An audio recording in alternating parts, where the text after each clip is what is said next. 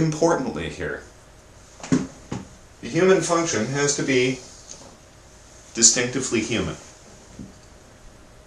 It's got to be distinctively human. It's got to be something particular to human beings. And he evaluates a number of them, a certain sensitivity to pleasure and pain. But as we discussed, my big fat cat Sheldon has that. Right? So that's not distinctively human. Right? Certain biological processes, breathing, eating, that sort of thing. But again, not distinctively human. But what if we ask ourselves this, what capacity that humans have distinguishes them from everything and every other sort of living creature that we've come across?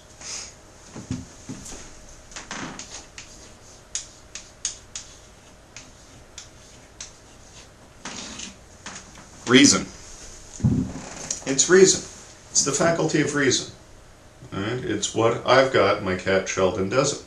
It's what I've got, and the table or this chalkboard behind me doesn't. Right? It's what I have, and my aloe plant doesn't. Right? I'm a rational kind of living thing. Right? Now, at this point, we can ask ourselves, this is sort of embarrassing, because Aristotle doesn't actually think a lot of human beings. How he pictures the situation of human beings is much like, well, the situation I found this dog on my paper route in. Right? This dog on my paper route. Very interesting dog. I had this paper route for a number of years, and it took me several months to figure out that this dog, when I came to collect the whatever it was for a week's worth of paper, used to bark like crazy at me. Yip, yip, yip, yip, yip, yip, yip. Right? Every time I came to the door. And I figured he should know me by now. I'm a friendly person. Dogs generally like me. Cats generally like me. I'm an animal guy. Right? So I figured out eventually that this dog just wanted you to pet it. Right? So I would lean down and I would pet the dog. Well, the problem was that this dog was also deathly afraid of human beings. So it would back away whenever I tried to pet it. Right?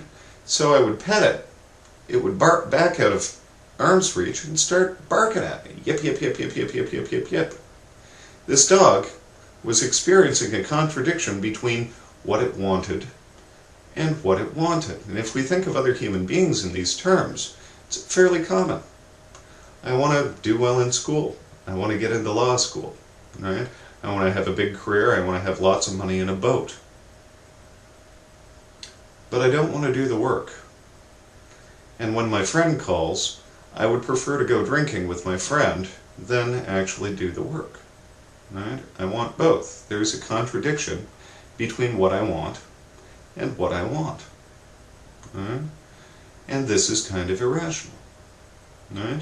So what Aristotle has given us here is a definition for happiness. Right? It's going to have something to do with the function of a human being, right? And performing that function well, that is, virtue. Right? So I'll just switch this diagram around a little bit, just so that we can get an idea of what Aristotle's talking about with this function argument. And put her here. Happiness.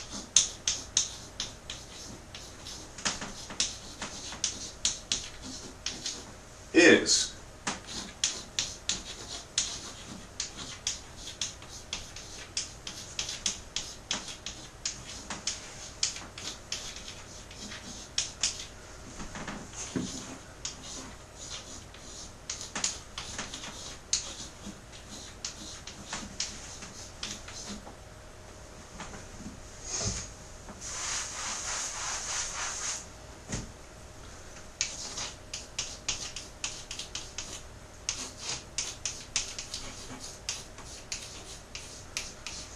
happiness, for Aristotle, is got to be an activity of the soul in accord with virtue.